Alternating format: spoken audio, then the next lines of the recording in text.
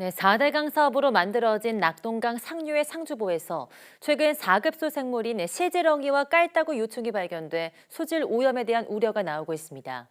정확한 오염 정도를 파악하기 위해서 직접 강물을 떠 성분 분석을 의뢰했는데요. 낙동강 상류의 수질 실태와 또 계속 논란이 일고 있는 보의 유지와 해체 문제까지 따져봤습니다. 김재영 PD가 보도합니다.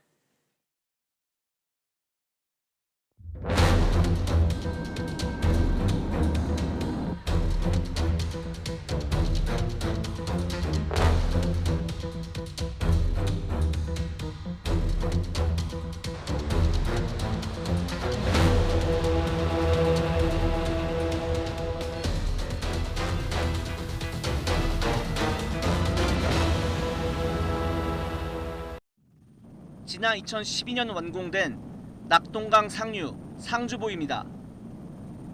얼핏 깨끗한 강처럼 보이지만 가까이 가보면 상황이 다릅니다. 강의 가장자리에는 녹조가 밀려와 쌓여 있고 바닥에서는 악취를 풍기는 새카만 진흙이 나옵니다. 오염된 물에서 사는 벌레들도 발견됩니다. 강바닥을 살펴보기 위해 직접 물로 들어가 봤습니다. 이렇게 직접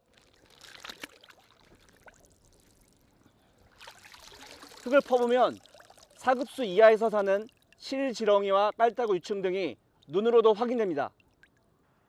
낙동강 상류에서 4급수 지표정이 처음 발견된 건 지난 4월. 환경단체는 물길을 막는 보가 원인이라고 지목합니다. 과거에는 여기가 1급수 지역이었습니다.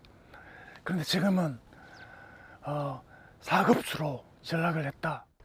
상주보의 정확한 오염 수치는 어떨까? 유리병 2개의 강물을 담아 꾸준하게 4대강 수질을 모니터하고 있는 부경대학교 이승준 교수 연구팀에 성분 분석을 의뢰했습니다. 가장 심각한 건 질소 함유량. 녹조를 유발하는 대표적인 성분인데 두 병에서 각각 리터당 1.972와 2.021mg이 나와 환경부 기준으로 매우 나쁨을 훌쩍 넘었습니다.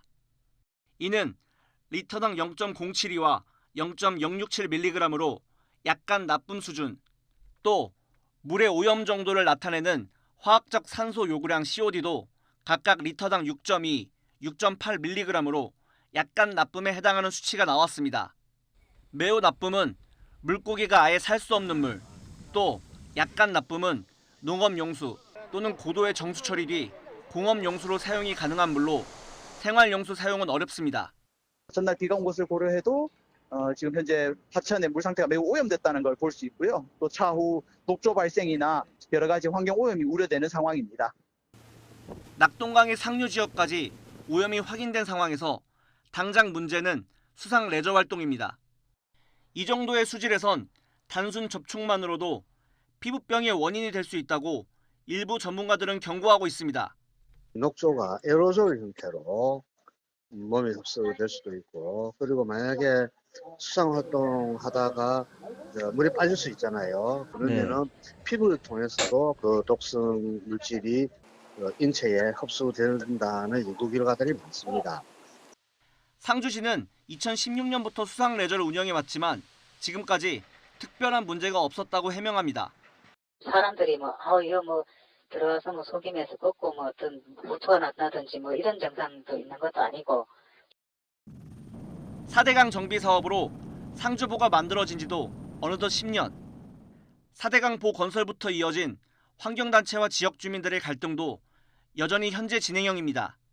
환경단체는 수질 정화와 환경 보존을 위해 보의 개방과 해체를 주장하지만 식수도 안전하지 못하고 그물로 농사를 지었더니 농작물도 안전하지 못한, 어떻게 보면 재앙적인 상황입니다. 지역 주민들은 농업용수 확보 등 현실적인 이유로 반대하고 있습니다. 보가 없을 때는 가뭄만 되면 물 푼다고 양수기를 몇 대씩 대고 이래 했었거든요. 그런데 지금은 지하수가 물 수위가 높이 차 있기 때문에 간정의 물도 흔하게 나오고. 환경부는 4대강 유역의 보해체는 지역사회와 이해 관계자들의 논의를 거쳐서 결정된다고 밝혔습니다. 특히 낙동강의 경우 4대강 찬성 여론이 높아 보 해체나 개방이 어렵다고 설명했습니다. YTN 김재항입니다.